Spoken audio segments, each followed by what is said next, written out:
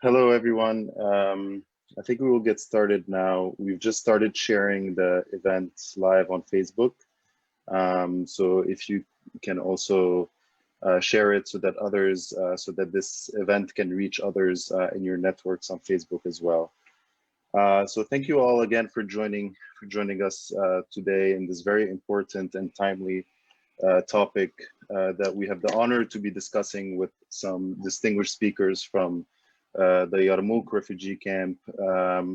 Just a few housekeeping rules before we get started. The event, this initial section of introducing the event and the speakers will be in English, but after that we will proceed to speak in Arabic with the speakers. For each speaker, there will be an interpretation channel that you can click into in order to access the interpretation. So if you look at the bottom of your screen, there should be a globe icon where you can choose from different languages. Now the languages, all the interpretation will take place in English, but the channels have different language names, but those are just to distinguish between the different speakers. They're not actually interpretations in those languages. So when I introduce the speakers, I will also indicate which speaker will be on which channel so that you can transition from one channel to the other in the order of the speakers. So before jumping into the event, I just wanted to give a little bit of background on the Palestinian Youth Movement, which is the organization putting together this event. So the Palestinian Youth Movement, or the PYM, is a grassroots movement of Palestinian and Arab youth who are taking an active role in our struggle for liberation of our homeland and people. The PYM brings together youth across political, cultural, and social backgrounds to organize towards justice and liberation, for the right of return for all refugees, and towards the dismantling of Zionism. PYM currently has 10 chapters in various cities across North America, as well as members in several more locations, and we are continuing to grow. We organize both at the national front and also within our communities locally. And given the pandemic, our chapters have now been responding to the needs of our wider refugee and immigrant communities by building local mutual aid networks and resources for Arab, Palestinian refugee and immigrant communities throughout various cities in the US. We also engage in various joint struggle efforts, including delegations to South Africa and to Palestine, because we truly believe in the importance of drawing links between other people's struggles against racism, against policing and surveillance, and against authoritarianism to the struggle against Zionism in Palestine and beyond. You can learn more about our work at pymusa.com, and there's the Facebook links and the social media links in the screen that you're seeing right now. Now, the general overarching context of the situation in Yarmouk Refugee Camp in Damascus is, of course, the Syrian revolution, which came about in 2011 with the wave of uprisings that swept across the region at the time. Very quickly, however, the Syrian revolution took a violent turn with the brutal governmental crackdown against the various pockets of resistance across Syria. We also saw the formation of a number of armed opposition forces and different forms of external intervention in Syria. Over the past 10 years, however, it's the Syrian people who have had to pay the price through death, through starvation, and through internal and external displacement to neighboring Arab countries such as Lebanon and Jordan, and beyond, like in Turkey and Greece. The destruction of the Yarmouk camp is but an episode in the ongoing persecution and displacement of the people in Syria, but it's an important episode because it represents the experience of Palestinians living and struggling for liberation while in exile. The Yarmouk camp was established in 1957 and is known as the capital of the Palestinian diaspora, acting as the cultural, political, and intellectual hub for Palestinian life in exile. Up to the start of the Syrian revolution, it housed some 200,000 Palestinians whose families have been there since the Palestinian Nakba of 1948. In 2012, the camp came under a brutal government siege, causing mass starvation and suffering and the displacement of almost 80% of the camp population. Subsequently, the camp became the ground for more shelling, for more destruction, and for more suffering, as a form of collective punishment for having participated in the Syrian revolution. In 2015, the camp was captured by the Islamic State, which saw a new reign of terror in the Yarmouk camp, and which prompted an all-out assault by the Syrian forces in 2018, which left about 80% of the camp's buildings and infrastructure completely destroyed. And the outcome of all of this is that the majority of Yarmouk's residents have had to endure another Nakba, as they are scattered and dispersed into various sites of temporary or secondary refuge. Now, this new erasure plan, which is the main topic of the event today, was announced in June of this year, of 2020, and it's a plan by the Damascus governorate to turn the remains of Yarmouk into an urban neighborhood of privatized high-rise buildings to be placed for sale to the highest bidder. Additionally, it has become clear that 2 other Palestinian refugee camps in Syria will be affected in similar ways, the Daraa camp in Daraa and the Handarat camp in northern Aleppo.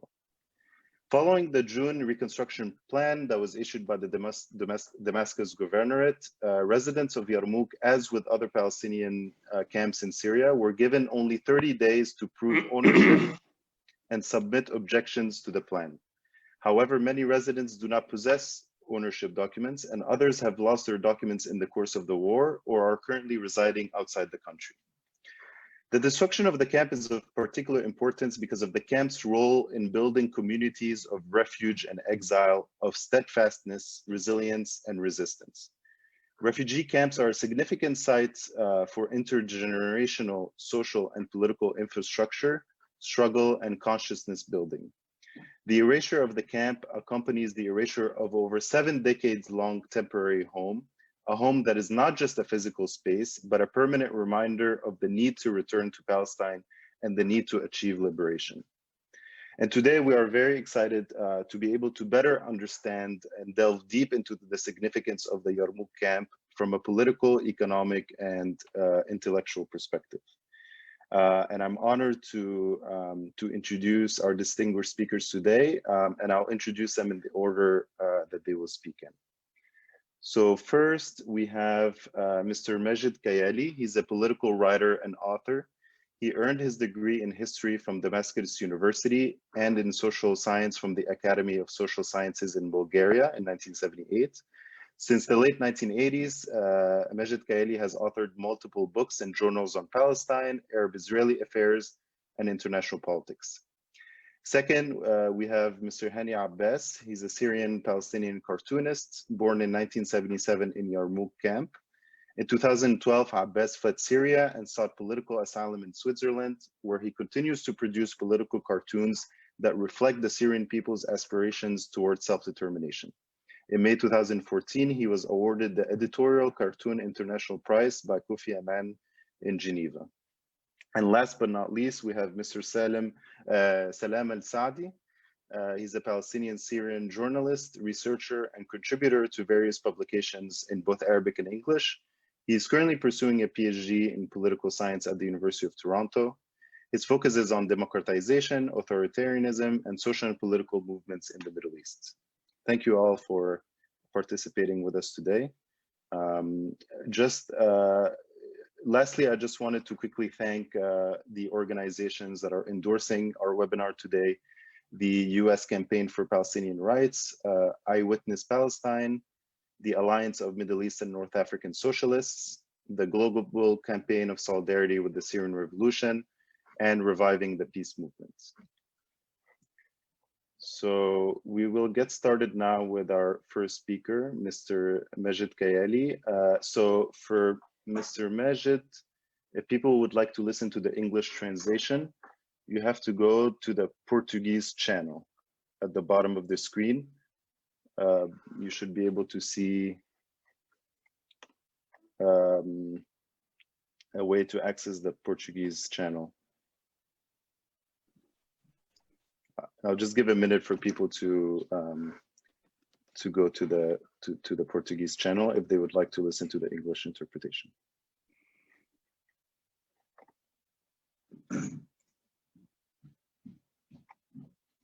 Is everything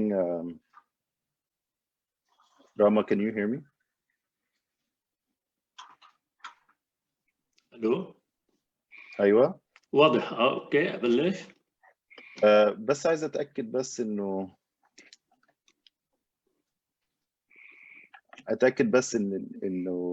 الناس دخلت على طيب مستني اعطيني معلش اشاره ثانيه واحده ماشي. ثانيه واحده بس معلش.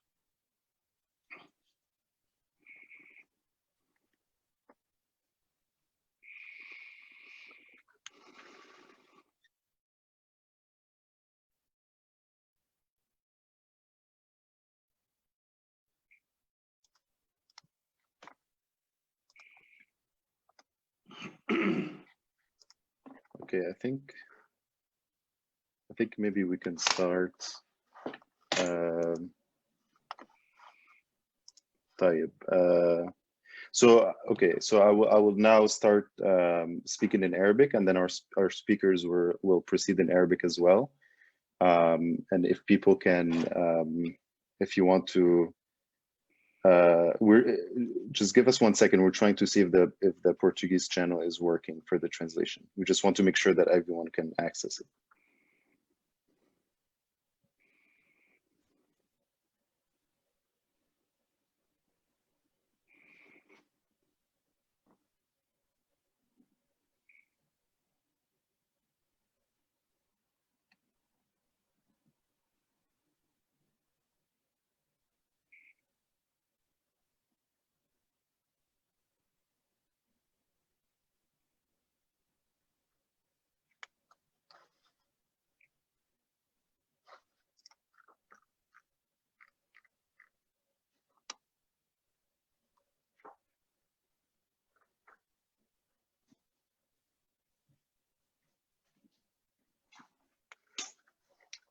I'm sorry for the delay, everyone. We just want to make sure that the translation is working okay.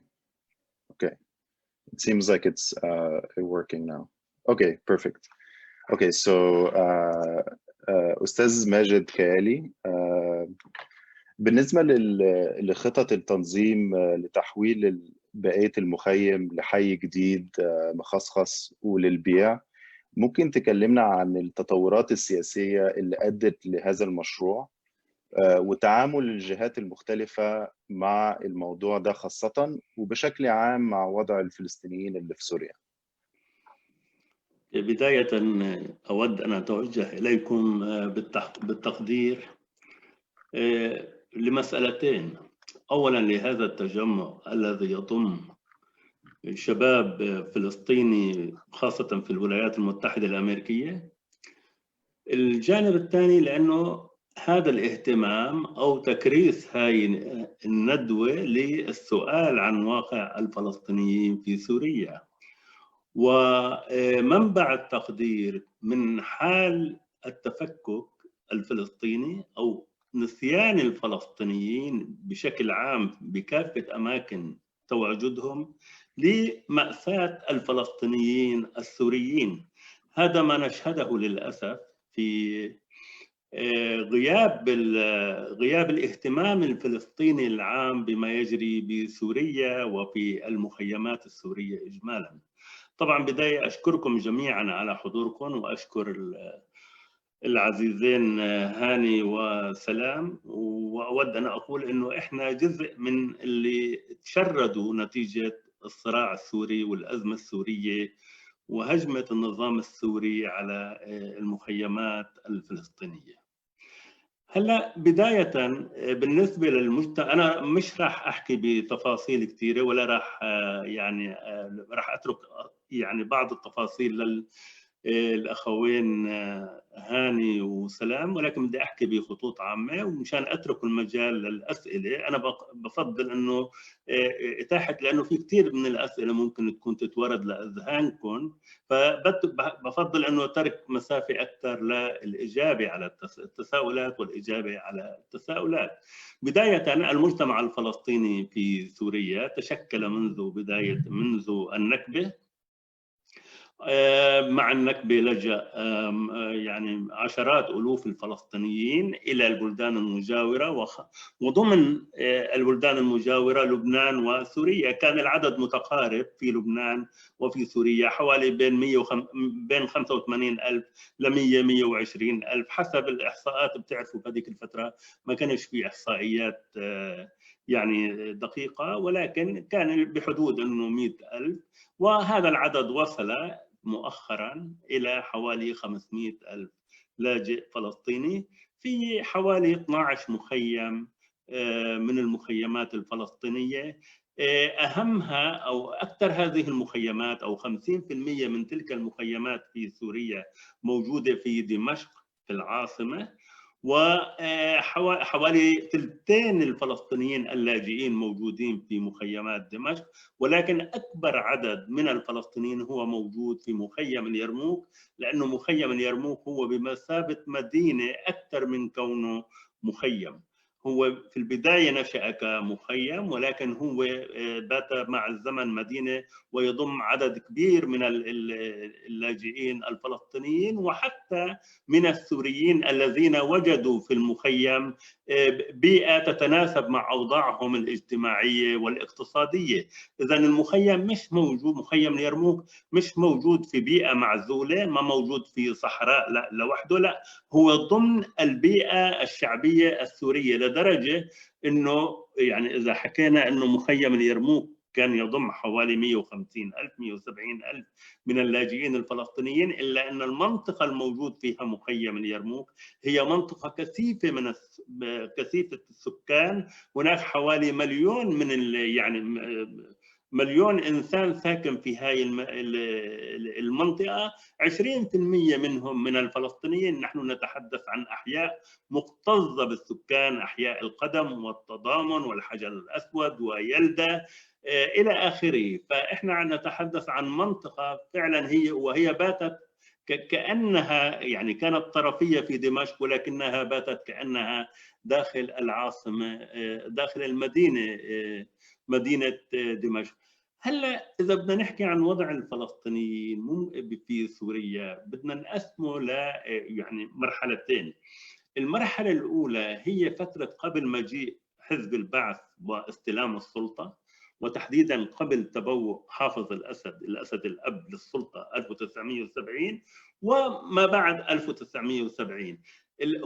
هناك في نوع من الضبابية أو أحيانا نوع من التوظيف أو التضليل لوضع الفلسطينيين في سوريا، بالحديث عن أنه سوريا قدمت للفلسطينيين شيء كبير. أنا أود أن أوضح هذه المسألة.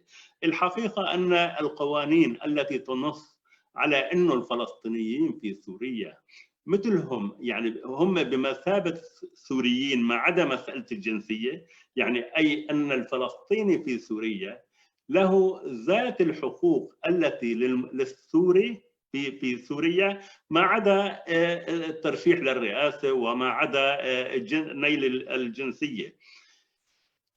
لكن هذا القانون الذي ساوى الفلسطيني في السوري عمليا هو صدر في العام 1956، يعني هو ليس وليد حقبة الأسد، وإنما هو وليد الحقبة التي أعقبت الاستقلال والتي أعقبت النكبة. في تلك الفترة صدر قانون بيساوي الفلسطيني في السوري.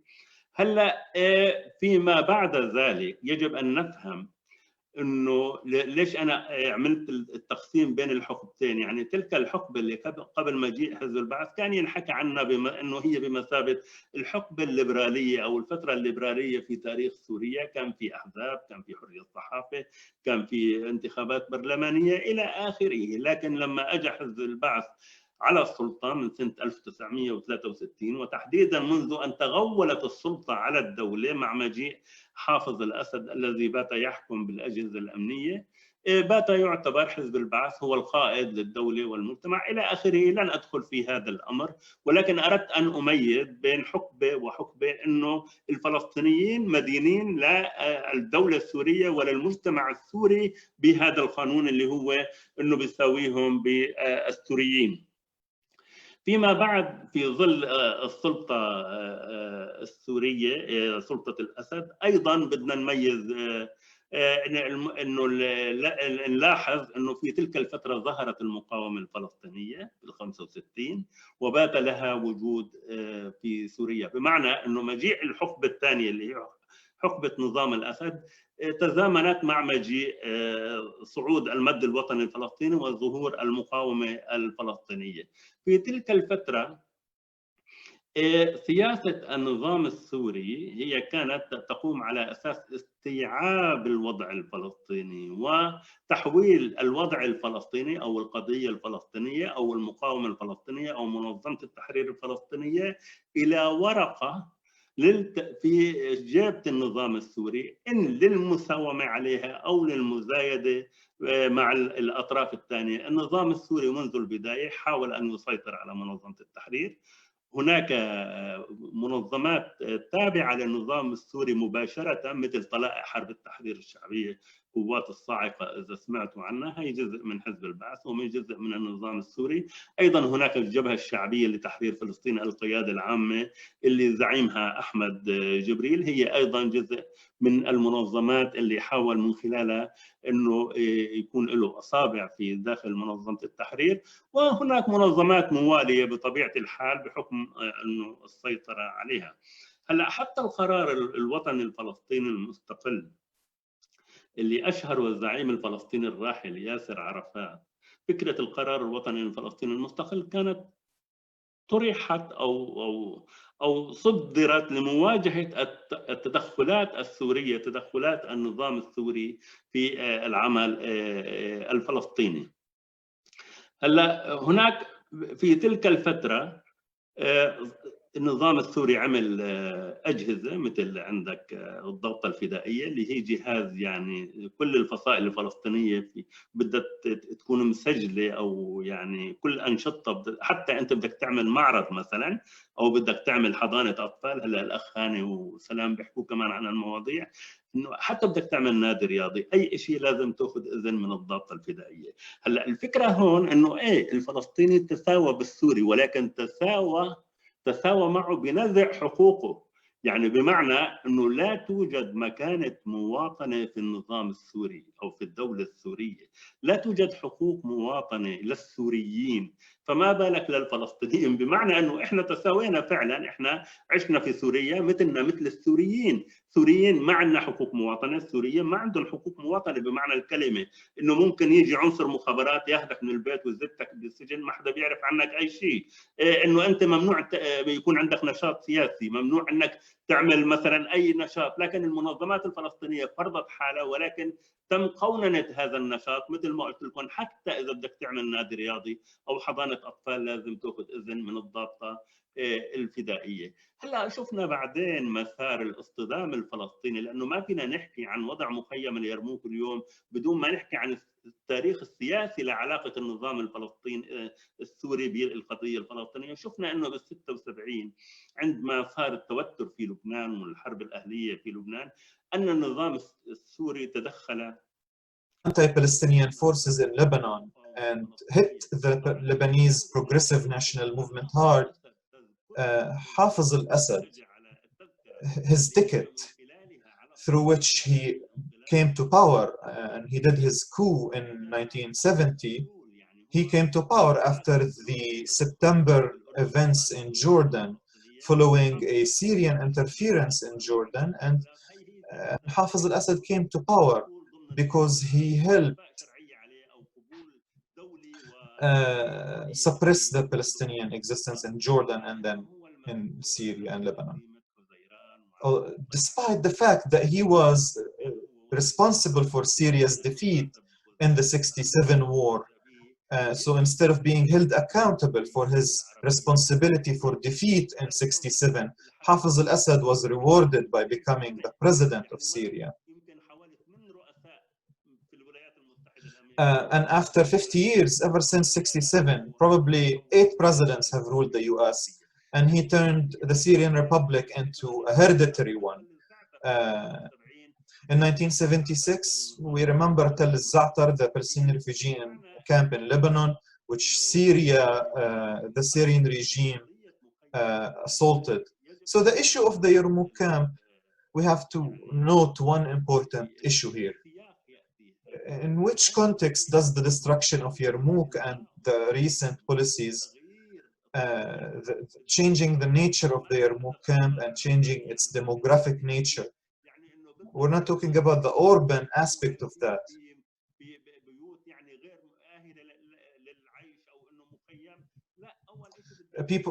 There's an argument that these changes in Yarmouk camp, people who had, said that or thought that the Yarmouk camp was just a miserable camp. In fact, it was an urban center, a real city.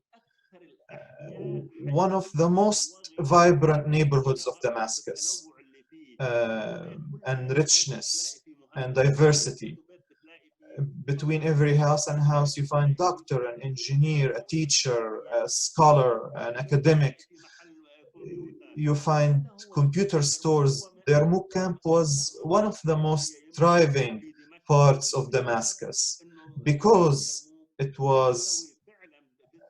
included a class of intellectuals, cultured, educated, and skilled laborers. And this was the Yarmouk camp. So in the Syrian situation, we actually lost one of the best generations of Syrians. All of those people, all of these young people we have lost as a result of this conflict in Syria. And many of them were assassinated under torture in Assad's prison. And those weren't active in the opposition or in armed groups. This is all meaningless talk. All of what we are saying was that the Yarmouk was subject to siege and air bombardment. In December 2012, the attack led to a massacre in Yarmouk, which stirred fear in the camp. And this led to the continuation of bombing of the camp, and this led to large numbers of people leaving the camp. And this turned the camp into a besieged area. And we know that many of the armed people, we know many of these armed people, how did they enter the camp if it was a besieged area by the regime? And who allowed them to enter the camp? And how were they allowed to obtain ammunition? So what I'm trying to say here is that the regime, we learned that many of those who entered the camp, the armed groups, had links with the Syrian regime. What I'm trying to say in short, that the attempt to change the Yarmouk camp, which I call the rendering of the Yarmouk camp absent. And it's a long-term plan, which I call always making Palestinian refugee societies disappear in Yarmouk. What happened in Yarmouk happened previously in Tell al-Za'atar and happened in the refugee camp war in the 80s in Lebanon, led by the Amal movement in Lebanon, which was an armed group of the Syrian regime.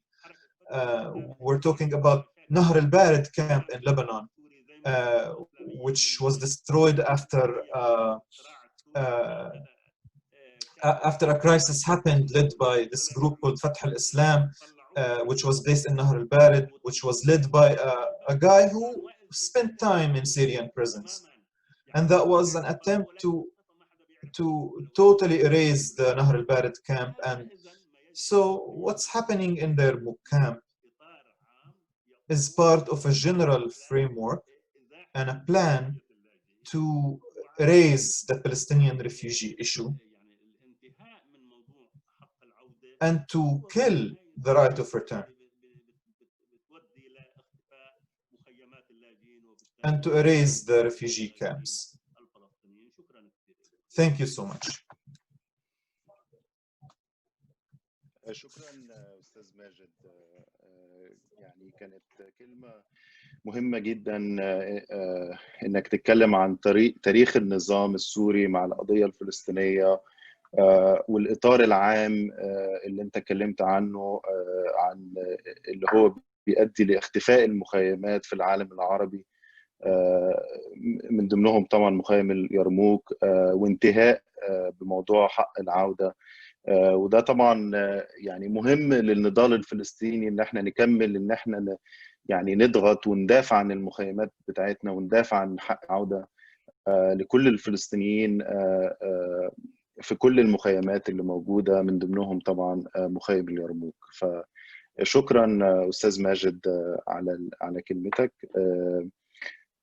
So transitioning back to English, for the next speaker, Mr. Hani Abbas, we will be going to, one second, just mixing up the channels, to the Spanish channel. So for Mr. Abbas,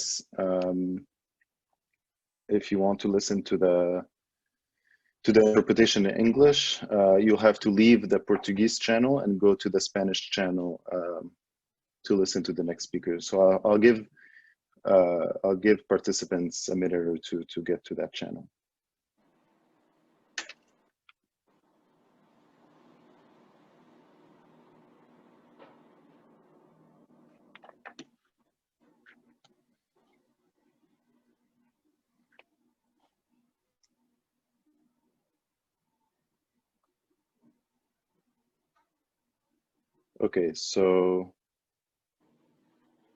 Okay, perfect. Okay, so it seems like everyone is in their proper channel, which is good. And thank you all for bearing with us with the channels and the translation. I really appreciate it. أستاذ هاني، أنت سامعني؟ تمام، سامع صوتي كويس؟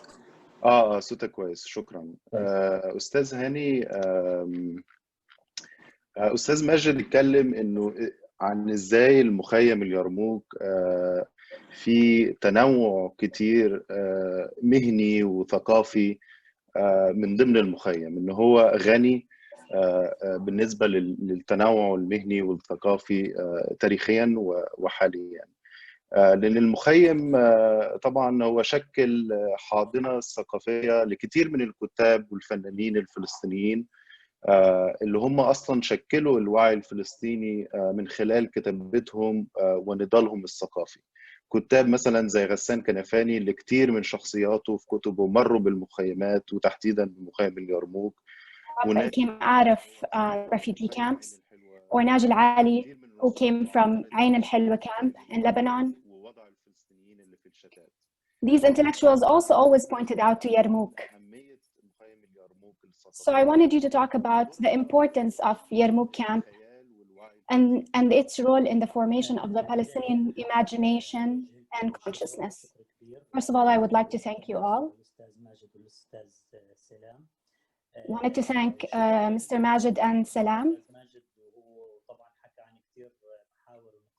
Mr. Majed talked about a lot of important points. I think there will be some overlap in the points I'm trying to make as well.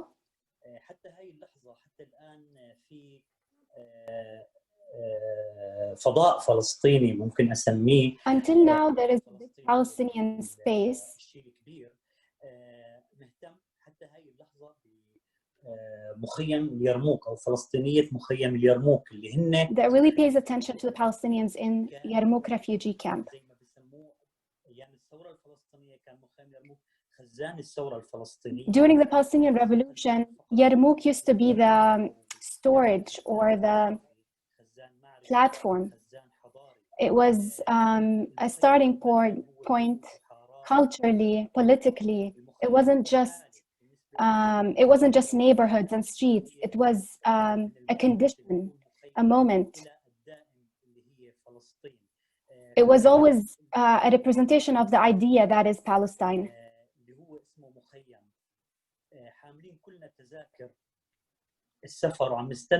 It felt like we all were just holding tickets and waiting for our destination, which is Palestine.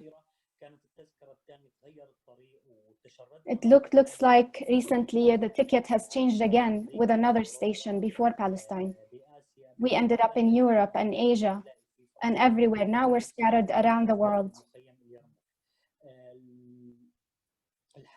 اللي كان فيها المخيم اليرموك الحالة الثقافية اللي هي كانت زي the cultural space, it was like what I could call an oasis.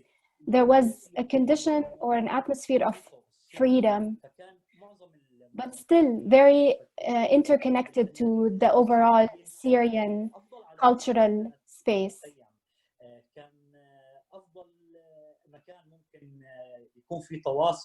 It was one of the best places to be connected culturally and intellectually, with a margin of freedom that maybe didn't exist elsewhere.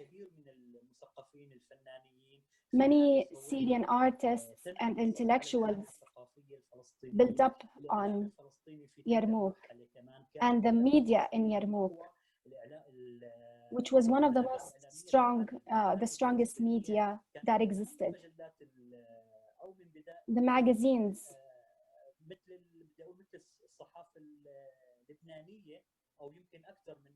it used to be a little bit more free, probably comparable to Lebanese media that we know have a little bit larger margin of freedom.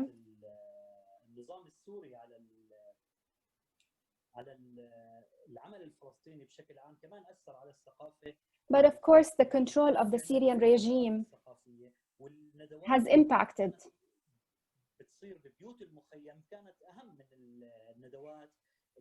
The panels that used to take place in the houses, in the Palestinian houses within the camps, sometimes would be better even than what exists in cultural centers in Syria. It felt like bees working around non-stop. Even before the recent Syrian revolution. ممكن بس تفتح الكاميرا بتاعتك عشان نقدر نشوف الفيديو. أنا آسف. معلش. كمل اتفضل. شكرا. ممكن شحن الموبايل. مفيش مشكلة. شكرا. أوكي، فكان العصر الانفتاح اللي صار بالمخيم، الانترنت اللي دخل كمان عطى مساحة أكبر. When the internet reached the camp, we felt a huge connection to connect to Palestinians to the rest of the world. That was a very important moment for us in the camp, as well as Palestinians living in Palestine or those in Europe. We witnessed a connection that we haven't seen before. I would like to go back a little bit and talk about the life in the camp. Every neighborhood in the camp, the walls with the graffiti and the slogans you see on the walls, it used to be our cultural newspaper, as if you would see slogans, and our walls were our newspaper, our TV, our cinema. We used to see Palestine in every home, in every neighborhood. Palestine was always ever present. Despite the geographic distance, it was a small Palestine. Whatever we were dreaming about in our future in Palestine, we tried to represent in the camp.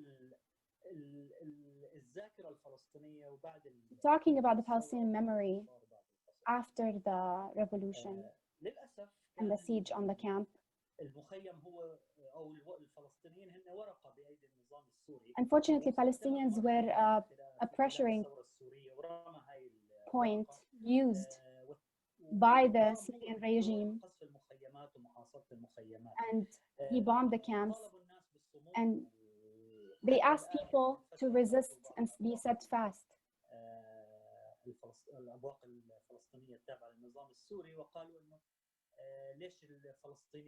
those supporters of the Syrian regime asked, why did Palestinians leave the camp? Why did they leave to Europe? Unfortunately, there are many who stayed. 30,000 families. And they refused to leave the camp. Okay, let's look at the condition of these people that decided to stay. They were besieged, bombed, with barrels, with bombs, with planes. And eventually they were pushed to the north of Syria. And now they were taken into the north of Syria, living in the middle of nowhere. Some of the best Palestinian youth were killed, arrested, and killed in the prisons, in the Syrian prisons. They killed a generation that had seeds of hope, a young seed of hope that could have had such a huge role in creating change and contributing to the Palestinian struggle.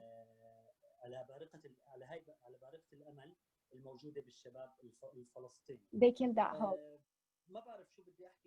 I don't know what else to say. I wanted to talk a little bit about the Palestinian memory. We feel like we lost everything when it comes to the Palestinian memory.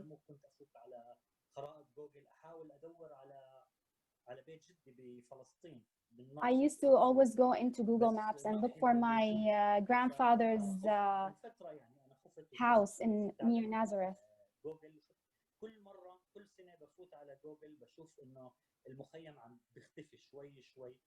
Every time I log into Google Map, I see that the camp looks different. Even in Syria, in the camp.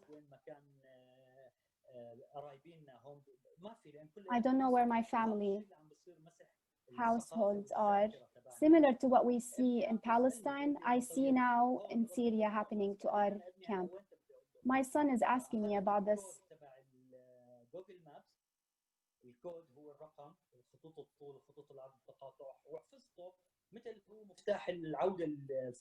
I took the access. So now we have somewhat like an electronic key. You know, you guys know the Palestinian key that everybody carries. I take this access on the map of the camp as our electronic key to know where his father was born, to know how his father grew up in Yarmouk Camp. The coordinates, I guess, sorry, not the access. Hani, you have 3 minutes left. Okay, 5 minutes.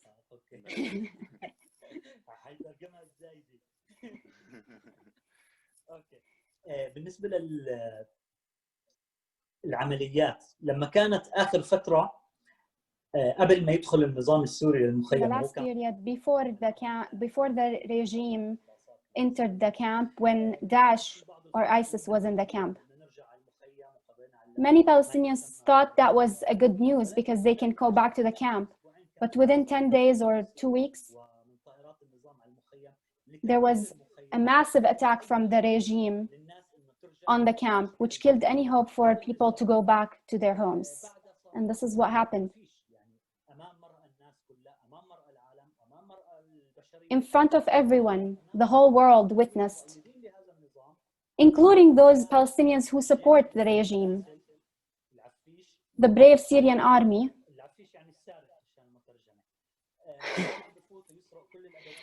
looted what they found in the camp, equipment, electronics. He says there are companies that go in taking valuables.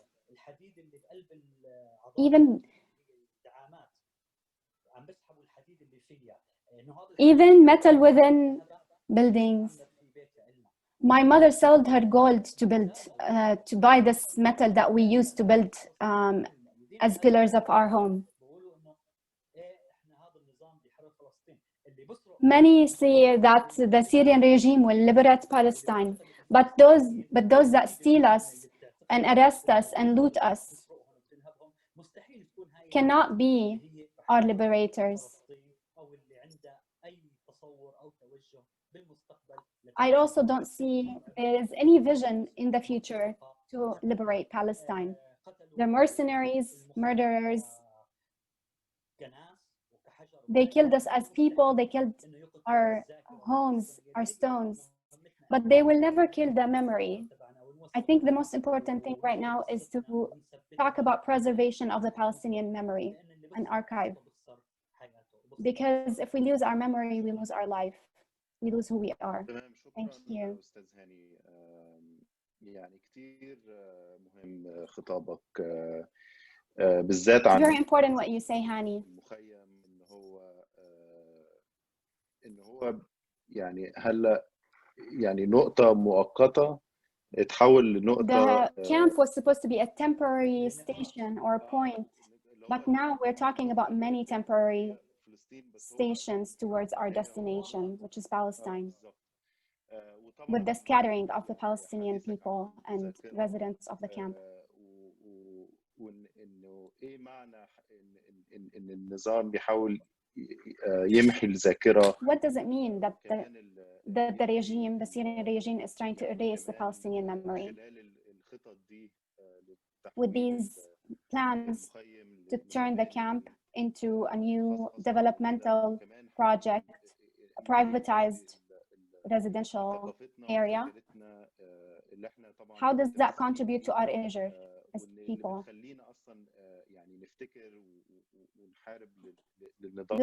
The memory is fundamental to our ability to fight and resist and protect our being. It's a symbol of our Nakba and a symbol of our fight against Zionism and towards the right of return for all Palestinian refugees. We will go to the last speaker, who is Mr. Salam Alsaadi. So the last channel is the the French channel. So if everyone can transition to the French channel.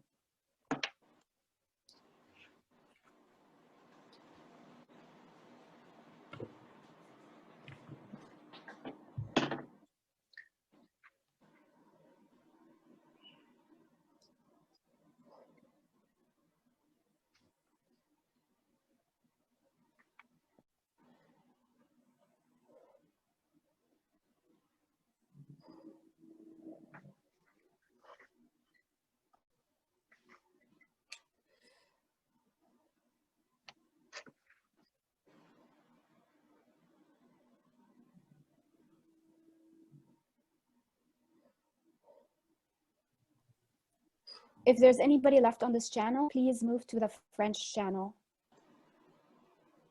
أظن ممكن نبتدي دلوقتي. We can start now. لو كل الناس. If everyone is everyone in the channel, in the French channel, wants to attend? Should we get started?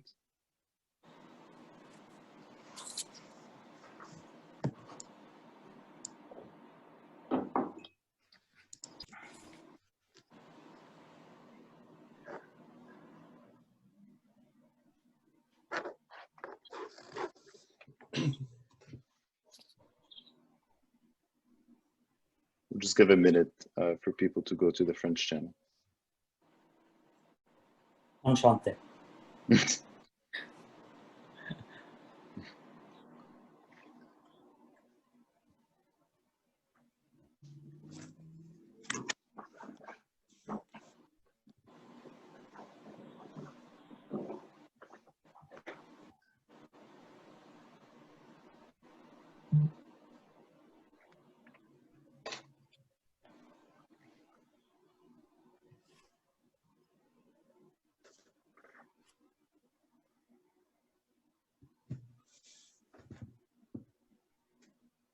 تمام.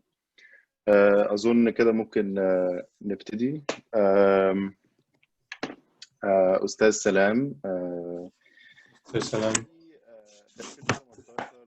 In 2018, it was various laws were produced from the Syrian government. The important one is law number 10. It gave the government the power to rearrange the buildings and to rearrange the demographics in Syria. What is the effect of these laws on Palestinians in Yarmouk and Palestinians in other refugees?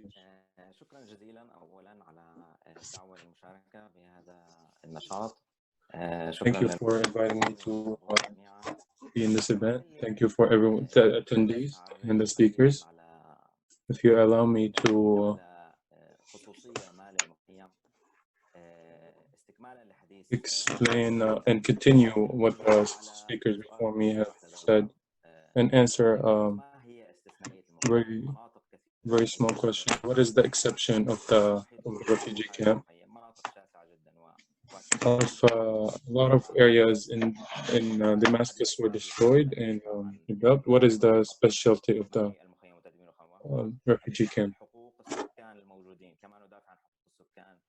We defend the rights of the citizens, of the people that live there, not just in Yarmouk, but everywhere. But there's, despite this common problem that we have in Syria, there is a very distinct problem about the refugee camp pertaining to its political identity.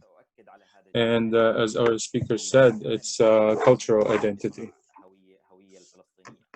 The place, the camp produced the Palestinian identity, not just the refugee identity.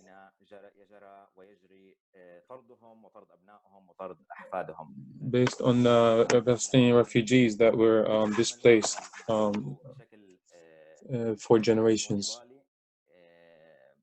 They respond to being a refugee in a form of resistance and resilience. But they still try to maintain their identity as people before becoming refugees. Accommodation that happened in Syria, we might see despite for the new place, and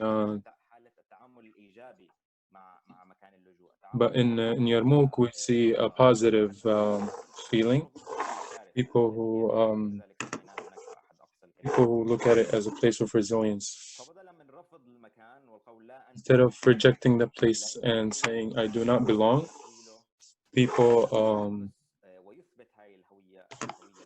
claim the place and they transform it into something that reclaims the Palestinian identity.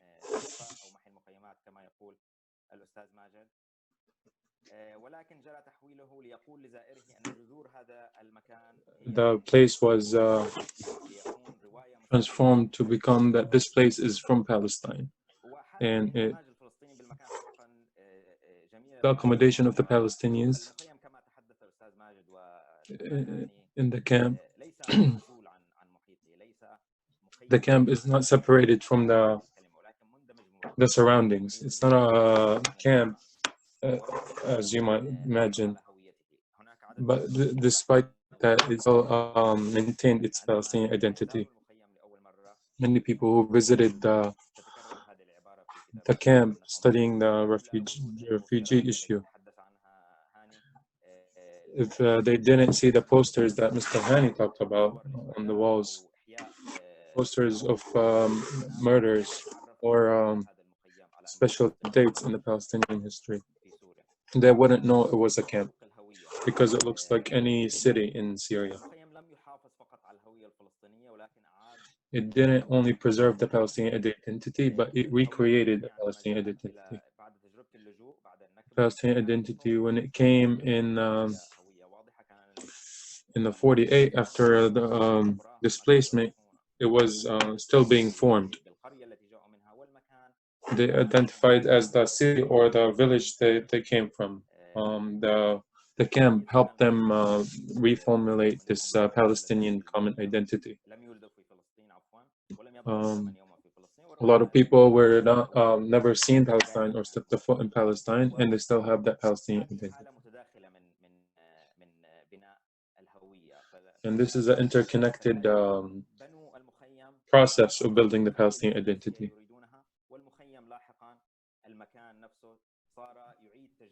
The camp later became a place to develop this Palestinian identity.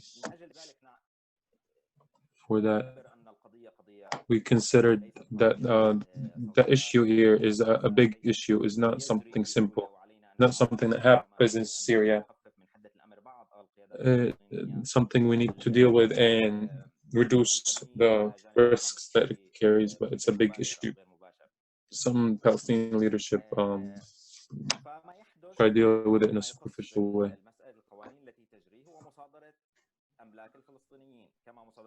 What happened now, one of the biggest issue is the taking and the stealing of the Palestinian positions. A lot of the Palestinians, part of the Palestinians left or were displaced because of the war, and not as they were advertised by many parties as they ran away, but they were displaced.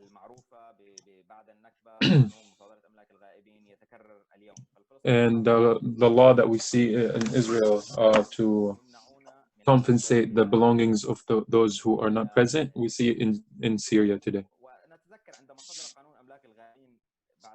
The law to compensate the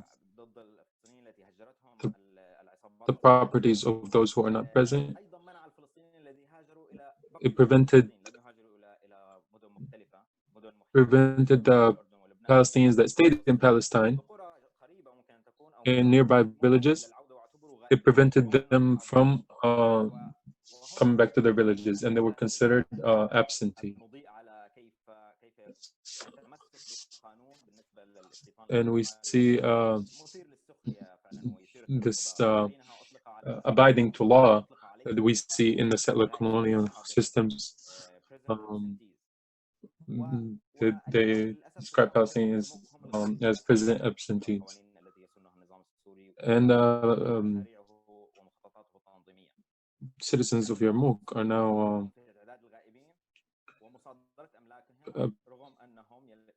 present, but they were considered absentee. They are around the camp, and they're still considered as absentees, and they're being their belongings being confiscated within what they explain as the law.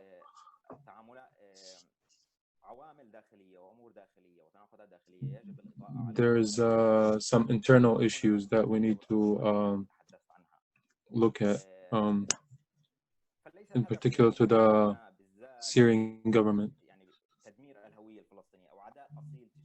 Here they don't look, doesn't look at it as a way to destroy the Palestinian identity or rivalry against the Palestinians. There's some internal calculations. The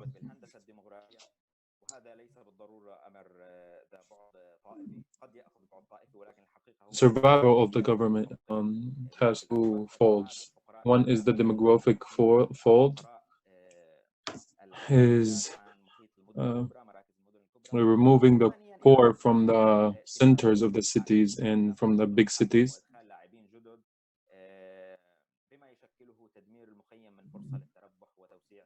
Other one is bringing other players. As we see, destroying the camp has a lot of profit and brings in new players to make profit.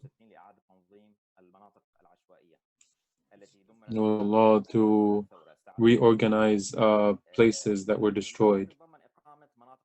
And the plan include places, places of residence. And they did not consider building new residencies that are affordable to those who are affected. But it was very targeted social class. It's a political division, but also a religious division as well.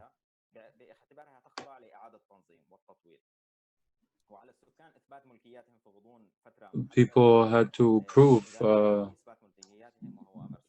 their ownership in a very short period, and if they do, they were given very small compensation,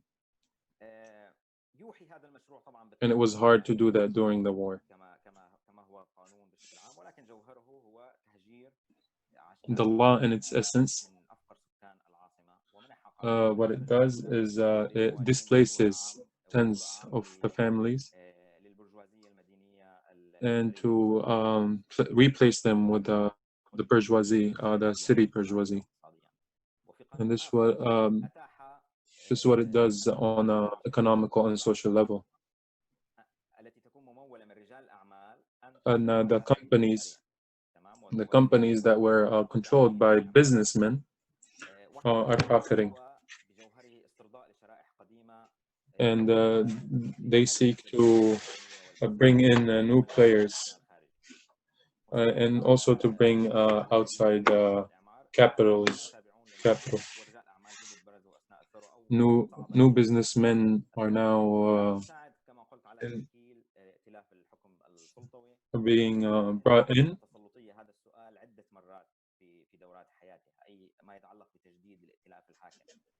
And it looks as the renewing of the allyship of the government. And who are the allies of the government? There's a profit of liberalization of the economy to reproduce the government with a new large customer base. And here I mean they privatized a lot of the companies, and the companies, especially in the service and service industry.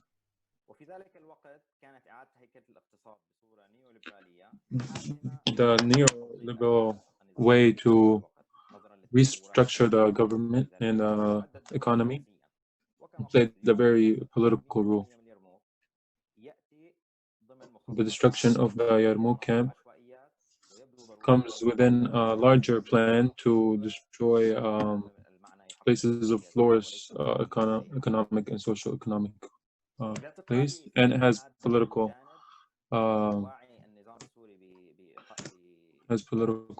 advantages to the government. Understanding this is very important to respond, and it's important for the youth activism.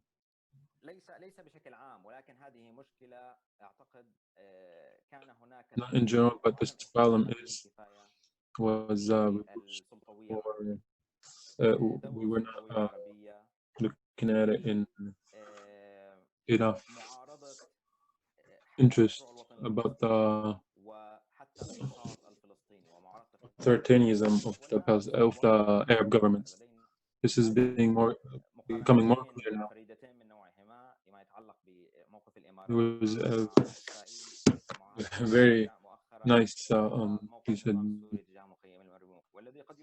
the way we look at it between the Emirati government and allyship with Israel and the Syrian government with the Yarmouk camp.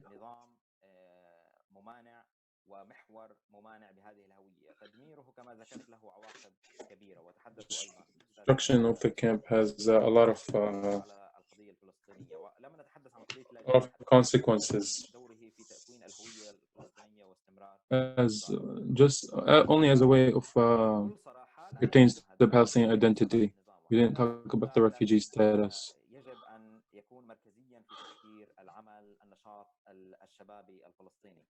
This should be a central issue in the organizing of the Palestinian youth.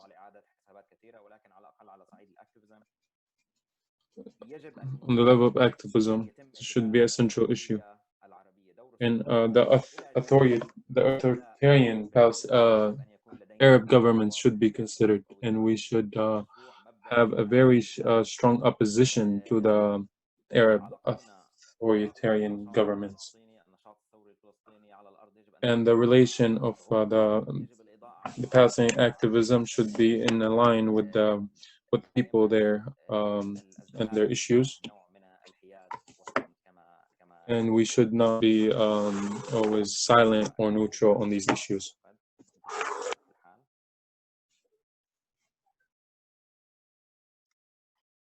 شكرا أستاذ سلام. يعني نقط Thank you, Salam. There was a lot of good points, especially your piece about the reorganizing of the popular spaces. Even if we say it in a lot of different places like Egypt, the Sisi government has a neoliberal plan to destroy the popular areas and bringing malls and investments outside. We can connect that. We can connect that to other developments within the Arab world. It's not just in Syria.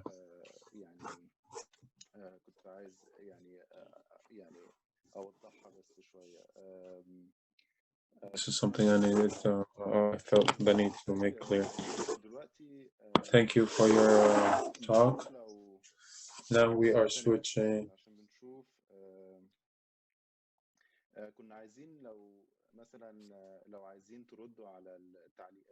Now we're opening the space for the speakers to have a discussion, or if you have any comments on what other speakers said, or if there's something that needs explanation, or if you need to comment on something that someone else said.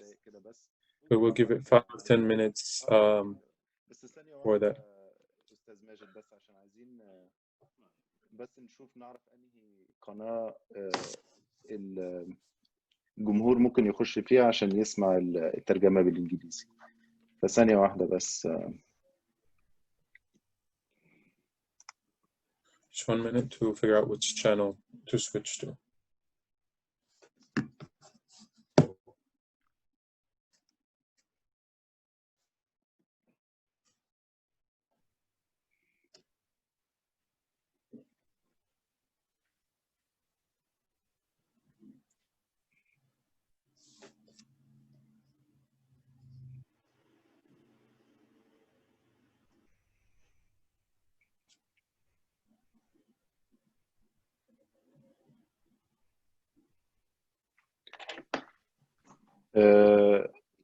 إذا ممكن, for those who want to listen to the translation, if they can go to the Portuguese channel for English translation. Now we are switching to the Portuguese channel again for the English translation.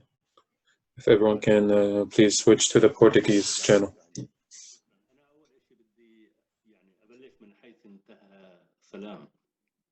السلام حكى عن السلطوية العربية. هلا يمكن في كثير منكم ما بيعرفوا أو ما عاشوا طبعا واقع السلطويات العربية. يعني إحنا مش عم نحكي عن إنه إحنا موجودين في دول وصار. Please switch to the Portuguese channel if you need to listen to where opposition emerged. In the Arab world, we lack the complete absence of the state as a combination of institutions and citizenships. The authority has eaten the state.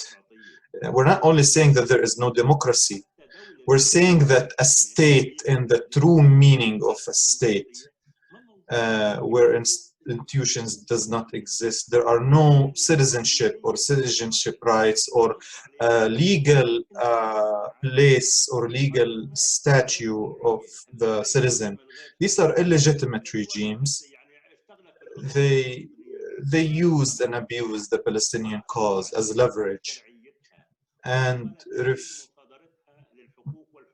and linked the Palestinian cause and made it a justification to crack down on citizens and to establish a brutal security establishment in order to limit freedoms, and this was the way the Arab regimes dealt with the Palestinian cause. The Palestinian cause was just something that they used to serve their interests. Even their talk about Palestine being a central issue, the Arab regimes indeed used the Palestinian cause.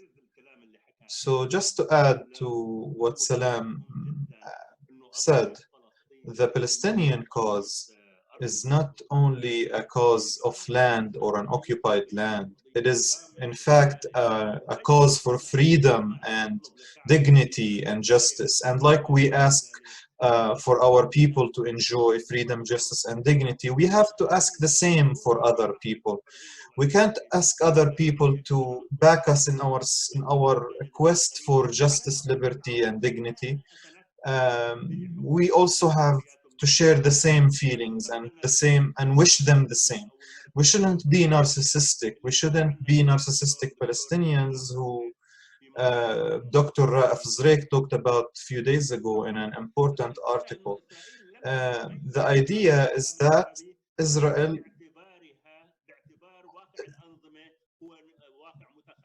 only was able to distinguish itself vis-a-vis the Arab world because these Arab regimes did not raise to the challenge and did not really care of their citizens and uphold the values of freedom for everyone. Another aspect was addressed by Hani. Palestinians in the occupied territories in 48 in the West Bank and Gaza, but Palestinian refugees, they moved the place with them. When living in the Yarmouk camp, for example, Palestinians organized their life around how they experienced living back in Palestine. They name blocks in the camp after their villages and towns. So the camp is a place where the Palestinian space, the pre-48 Palestinian space, is experienced by naming streets and the creation of symbolism and the maintenance of the Palestinian identity by living in this camp and maintaining the experience that was before the Nakba. شكرا أستاذ ماجد. Thank you, Mr. Majed. Salam or Majed, do you have any comments? Or would you like to add anything else? What was said was sufficient. And let's give room for questions. هنسأل في أسئلة كم من الأسئلة من الجمهور. There are some questions from the audience. For translation. هنستخدم القناة اللي هي French. We will switch to French now. Of the Q&A section, if you can go to the French channel. If you please switch to the French channel, thank you.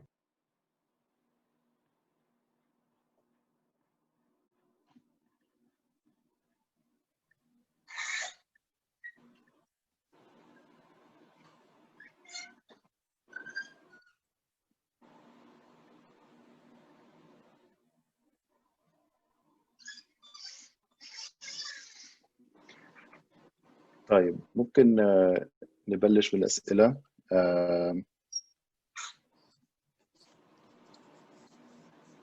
أظن الكل جاهز. Start with the questions. Make sure, 1 second.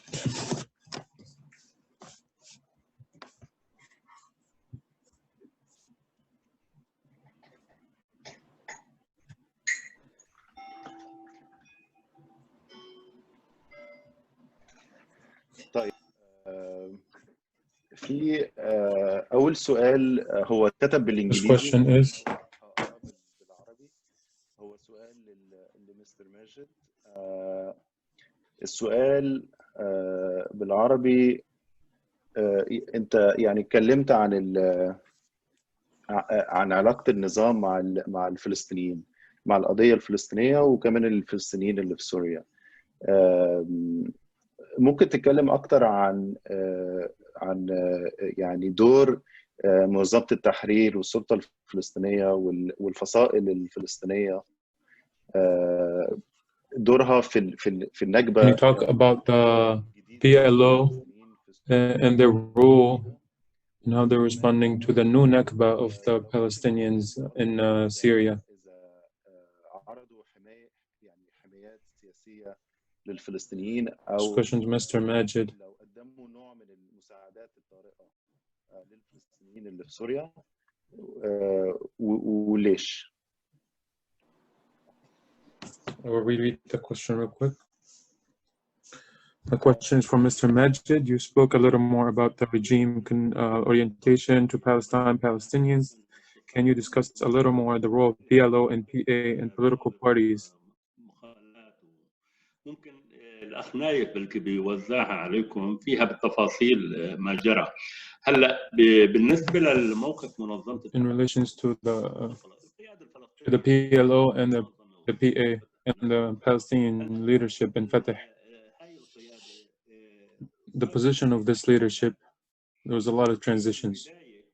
In the beginning, I want to remind you of an incident, and the guys here with me.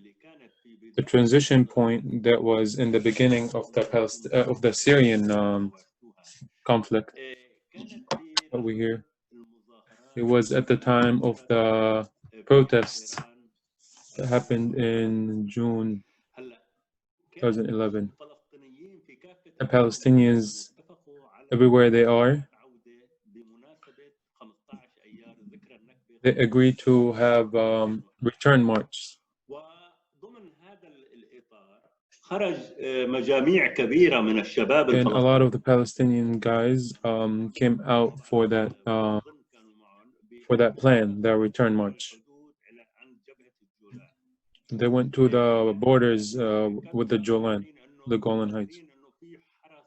They went there thinking there was going to be Israeli soldiers and Israeli borders, and they were not allowed them to cross the borders. And they were surprised that on the borders there's nothing. Some the areas were barbed wires. And as a result, tens of Palestinians entered to Majed al-Shams, which is the city that is in Julan. And the people of Majed al-Shams welcomed them. And some of the guys reached Haifa and Jaffa. This was a shock to the Palestinian youth. How did you tell us these borders were protected and there was Israeli soldiers? And a guy even had a conflict, a fight with a Israeli soldier, and he beat him and he entered. It was something very easy. It was something very easy. There was 4 murders. The next day, on the 16th, there was a protest in the Yarmouk Camp. It was the biggest protest in the camp. All of the camp came out, and people from other camps. They came to celebrate the youth that were able to cross the borders. And they were very proud and very happy. Did you see what they were feeling? Did you see what we did? Our youth went to Palestine and they saw it. It was something beyond expectations. And upon this, there was organization between Syrian intelligence and some of the Palestinian leadership that aligns with the Syrian regime, how are they gonna make people look away from the Syrian revolution? They were making people thinking of moving groups of the youth to the border to distract from the Syrian revolution. A lot of the youth were sending warning signals that not every time is going to be the same. And there was news that Israel was digging tunnels and putting barbed wires on the borders. So the regime wanted to. So the regime wanted to aggregate new protests of return 2 weeks later, and they made camps over there, and there was confrontations every day on the borders. A group of the youth did not respond, and another group was very excited that we can now go to the borders and return to Palestine. It was a very honorable intention, but on that day they brought groups from all of the camps in buses in very good condition, and they brought them to the borders. And those guys were also trying to cross the border and enter into Golan Heights. But this time there was a very intense, even live fire, and a lot of Israeli presence. Until later in the night, there were guys being shot and murdered.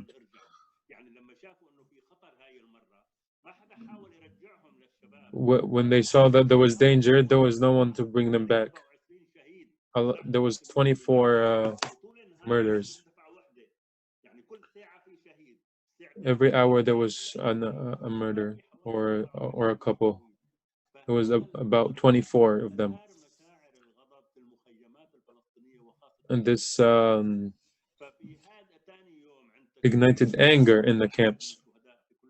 And after the funerals of these murders, instead of the pride protests in the camp, it was an anger protest on the Palestinian leadership and against the Syrian regime. Lastly, the protesters that were in the funerals, they went to the general command building for protest, and a couple of the protesters were shot and killed. And this is the moment that switched the area. The Syrian regime wanted to take the Yarmouk camp as something he can control and something he can utilize for their advantage. He wanted to use them as a way to repress the Syrian revolution, and that didn't happen. The Yarmouk camp did not respond to these attempts. Instead, it was a place where people of Syrian places that were striked and destroyed, they came to the Yarmouk camp. Tens of the families came, and there was a massacre in the camp. At that point, the Palestinian leadership, they denounced and they stood against what the general command did. At that point, the the point, Fatah and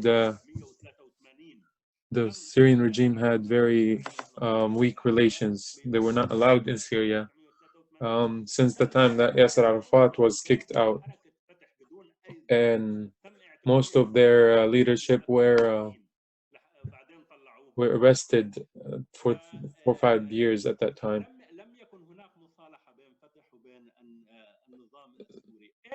There was never a reconciliation between the Syrian regime and Fatah. The other transition, or the other transitional point, happened when Hamas entered as a part of the Syrian revolution. When Hamas got out of Syria and presented itself against the Syrian regime.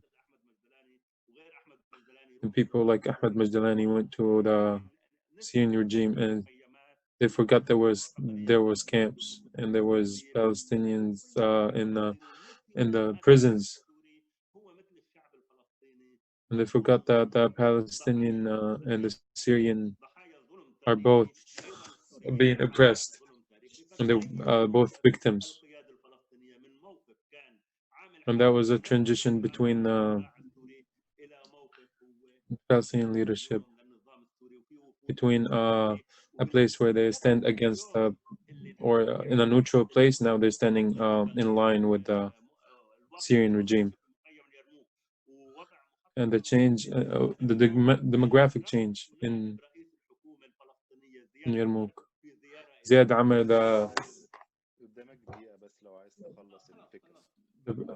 the vice president of the Palestinian government was present in Syria at that time.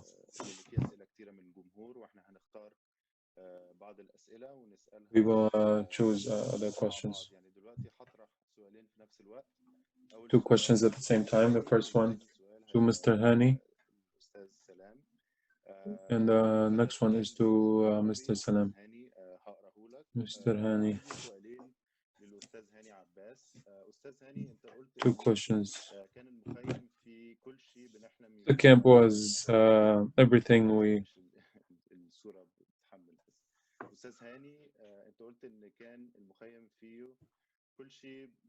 The camp had everything we dreamed about in Palestine. Can you explain what do you mean? And how can Palestinian refugees from Syria that move to Europe, how can they participate in fight for liberation?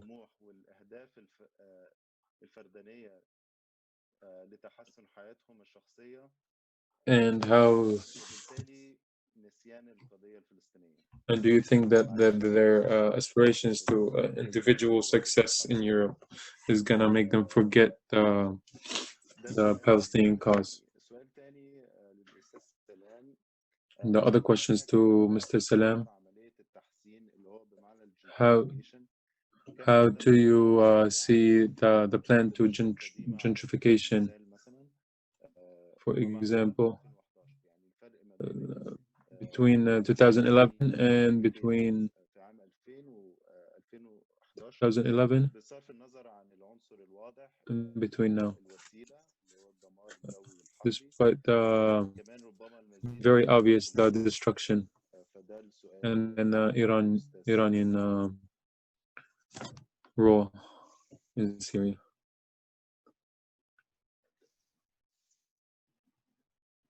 فلو أستاذ هاني لو عايز ترد على السؤال الأول كده.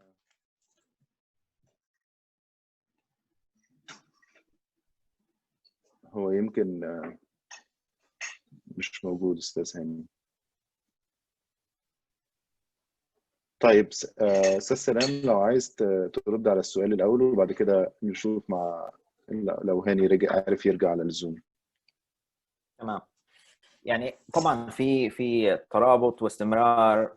Of course, there's a connection, very strong connection between the plans that happened before the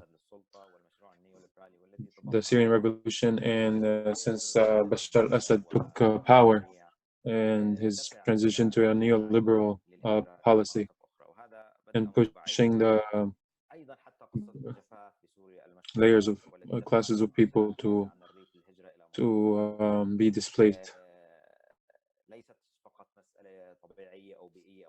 It's not, and even the drought issue, it wasn't something environmental. It was part of the neoliberal plan. They did not have any plans to reduce the damage of something that happened. The something in common between the two plans is the goal, which is political calculations and security calculations in advantage to the Syrian regime. It's a place to find spaces for profit, places for new businessmen, and new rich middle class, improve the living for this class of people. New residence areas and shopping institutions and services for this class. But every action has a reaction, even in the cultural and political level.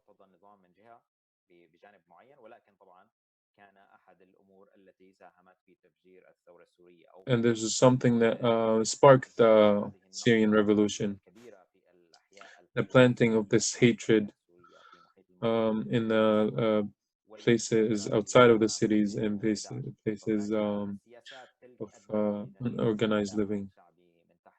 And this sparked a grassroots movement.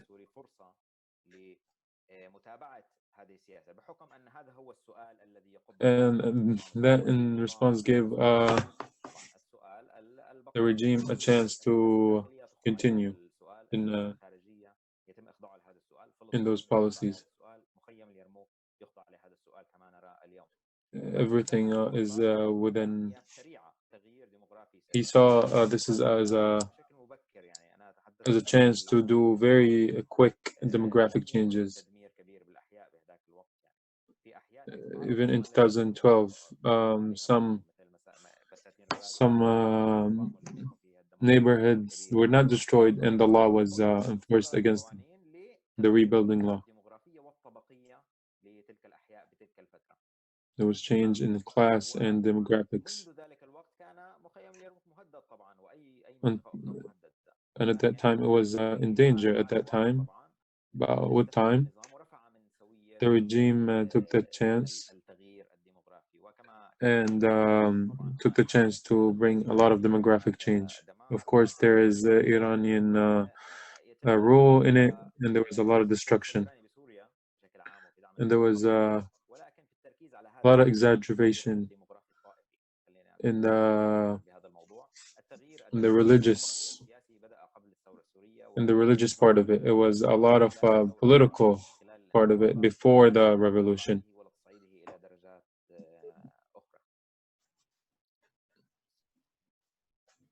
It was just heightened after the revolution. تمام شكرا استاذ سلام. مش عارف لو استاذ هاني عارف يرجع للزوم. شكله اوكي.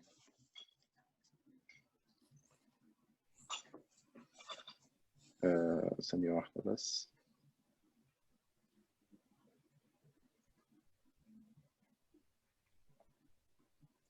طيب مش مشكلة، ممكن نرجع للأستاذ هاني لو عارف يدخل على الزوم تاني. في سؤال. The problem with the connection with Mr. Hani. But we have a question for all the speakers. Why do you think that a lot of Palestinians are resisting that the Syrian regime was harmful for the Palestinian resistance, despite the facts that we see on the ground? So question is to all speakers. Mr. Majed is answering. I'm sure that Salam also has an answer. In my opinion, we are missing a national movement, a Palestinian national movement that is working and is representative and really democratic. We have a very big issue with that. The political elite in Palestine, they've been there for more than more than half a century of the same leadership. This leadership is now authority. Its political understanding is 50 years old. There was no change. Even the people did not change. Everything changed around us, but the people and the policies did not change. And it came to us with the Oslo Agreement, which was very lower than the Palestinians' aspirations. We had resistance and freedom fighters, and now they're working in authority, the Palestinian Authority. These changes from a liberation movement to an authority in the West Bank and Gaza, a part of the people is in a part of the land with only part of the rights.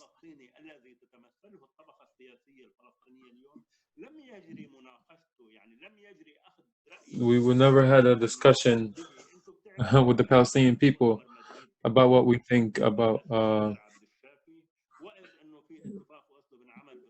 We were in Madrid talks, and there was the Oslo Agreement being discussed in secret. And the National Assembly was only done 3 years after. The 20th meeting happened in 91. And even in the National Assembly, who made the PLO organization that doesn't have any rule? The 23rd meeting, the 23rd National Congress meeting happened in 2015, 13 years later. What happened to the rule of the PLO? It's a movement that depends on the outside more than the Palestinian people, and therefore it aligns itself with the other Arab governments, and it's part of the authoritarian Arab governments. Even they forgot about this regime lost the Golan Heights. They forgot that this regime came in a military coup, and they forgot Tal al-Za'atar, and they forgot the camps, and even leadership. Azzam al-Ahmad, Fatah leadership, was in Syrian. He was in Syrian prison. Abu Mazen, his house was confiscated in Syria. We forget all of these. We are lost because there is a profit. Just because Hamas was standing against the Syrian regime, the Fatah leadership needs to align with them.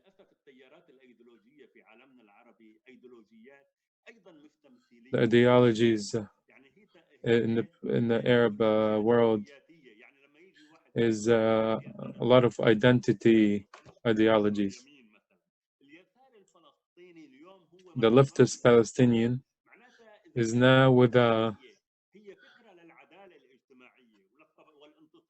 oppressive, is aligning with the oppressive regime. If the leftist ideology is to stand against oppression and for people's freedom, how are you aligning with the oppressive regime like that? Now we have ideologies that became religions.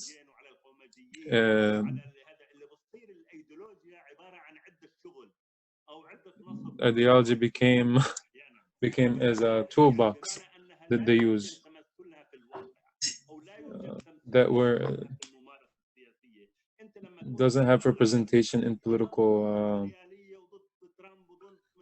They're saying I'm against imperialism and against Trump and against. But you are not standing with your people's fights and people's rights. You say that I am resisting and I'm against imperialism and Zionism, but you're not. Well, we don't see that translating on the actions and the political actions of these leaders.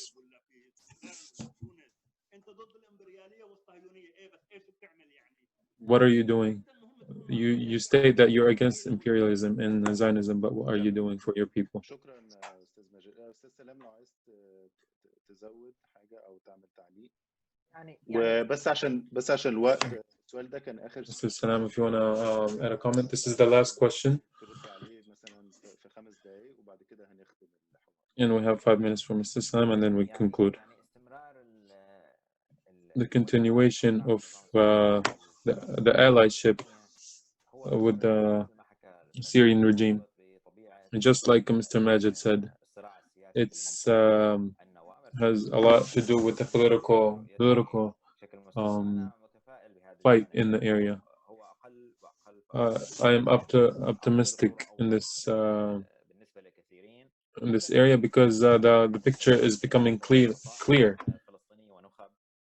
and we see a distinction between the Palestinian elite and the Palestinian political leadership and the Palestinian people. The Palestinian parties, they were very polarized with the local regimes, and it continued and increased, and in the Arab Spring it reached the maximum. A lot of the Palestinian parties took part of that polarization. There was a lot of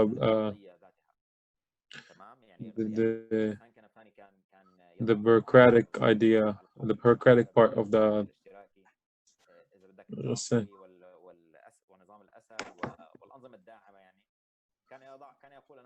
Hussein Kanafani was saying that there was a hypocrisy. There was a conflict between imperialism and the other conflict with the regimes, the Arab regimes.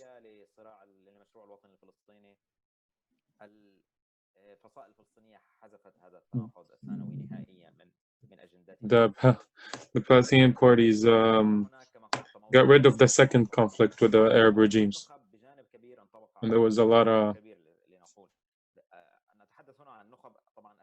And here we talk about the elite that align with the Syrian regime or turn a blind eye to what's happening in Syria.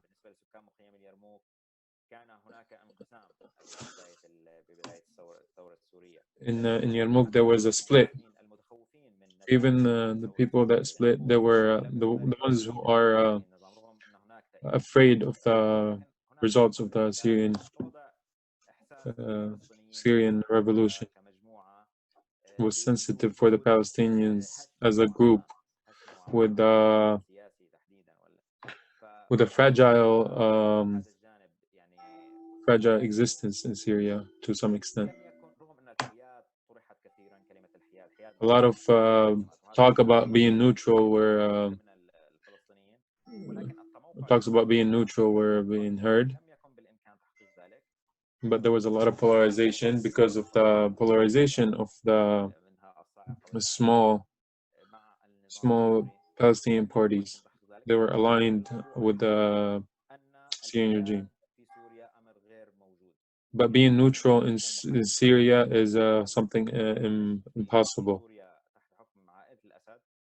If you didn't under the Assad regime, there's nothing called being neutral, just as we see in other Arab dictatorships.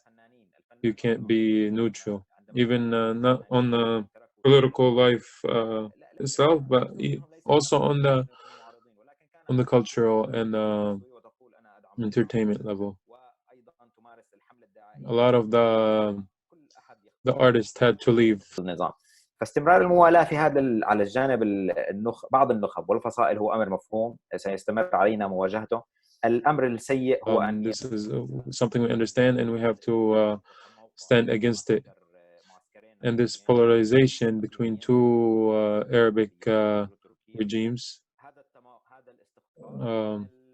this polarization very unfortunately reached to the grassroots. The grassroots needs to stay with very two things, is the standing against imperialism and standing against Arab authoritarianism, regimes. The grassroots work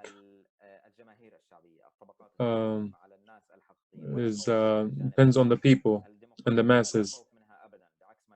Democracy, we're not afraid of democracy.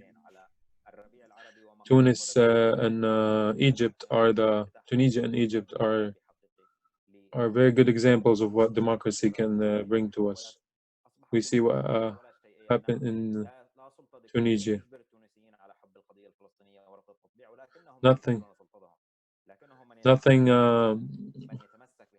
forces the Tunisians to align with the Palestinian cause, but they force the government now to align with the Palestinian cause. So we're not afraid of the people's democracy. I want to thank everyone who spoke, everyone who was in the participants. For people in the interpretation channel, if you can all come back to the for people in the French, so we can wrap up and close out the event.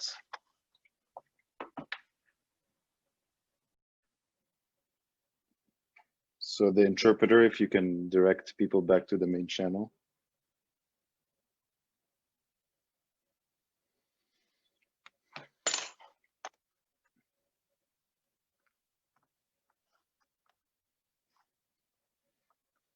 وكمان مرة حابة أشكركم فعلا أستاذ سلام السعدي وأستاذ ماجد كيالي، وللأسف هاني ما قدرش يرجع الزوم، بس أحب أشكره كمان.